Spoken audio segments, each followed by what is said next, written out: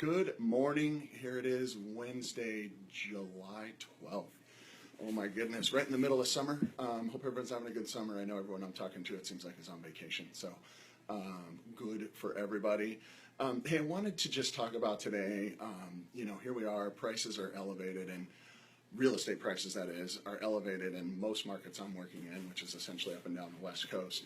And so the question I get all the time is, oh my goodness, I mean, is it still a reasonable time to buy? Is it too late? Did I miss the boat? Should I buy, right? And so two things come to mind for me when I hear that. And so the first one is so real estate isn't, I mean, short-term real estate purchases can be scary, right? I mean, so it's expensive to buy a house, it's expensive to sell a house. That can just eat up your investment over the short term, right? And so what's short term?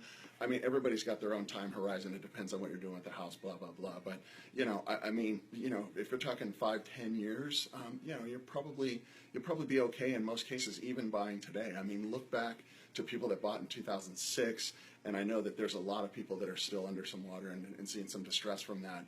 But I mean, the vast majority of people are back above board and back in good shape. I mean, some that bought at zero down and stuff like that have struggled and may continue to. But so here we are, 10 years removed from that, from when it was at its absolute peak, and now we're kind of coming back to that in a much more sane market.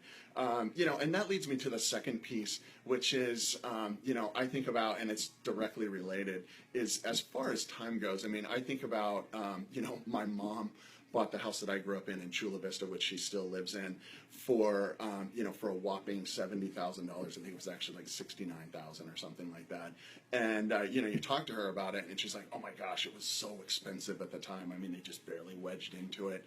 And now here they are, 40 years later almost.